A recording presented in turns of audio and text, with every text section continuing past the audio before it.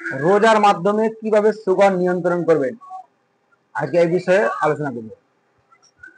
যখন আপনি রোজা করবেন, করা অবস্থায় আপনার শরীরে 4টা জিনিস পরিবর্তন ঘটে।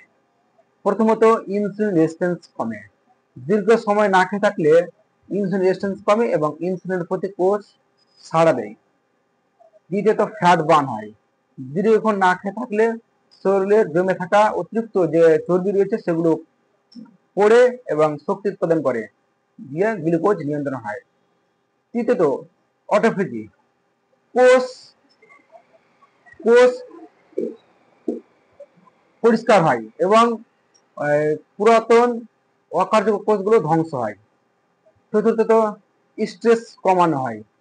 দেখেন, দীর্ঘক্ষণ সময় না খেয়ে থাকলে আপনার স্ট্রেস কমে। আপনার স্ট্রেস কমার মাধ্যমে আপনার গ্লুকোজ নিয়ন্ত্রণ হয়।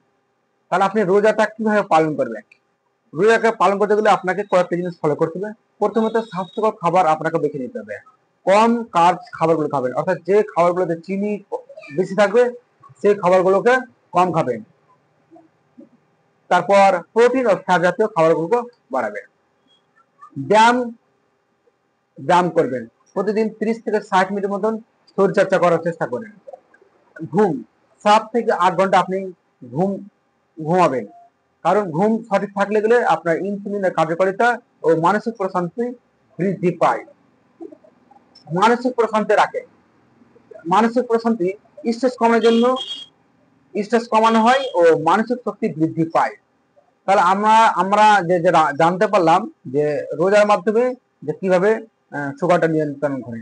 এক কথায়, রোজা করলে আপনার রক্তের শর্করার মাত্রা নিয়ন্ত্রণ থাকে, ইনসুলিন রেজিস্ট্যান্স কমানো হয়, পেটের চর্বি কমে, লিভার ও প্যানক্রিয়াস ভালো থাকে, স্ট্রেস কমানো ও মানসিক শক্তি বৃদ্ধি হয়। এর ফলাফল কি হলো? আপনার জীবন হবে ওষুধ মুক্ত, সুস্থ জীবন এবং ডায়াবেটিস মুক্ত জীবন। অবশ্যই এই ভিডিওটা শেয়ার করবেন।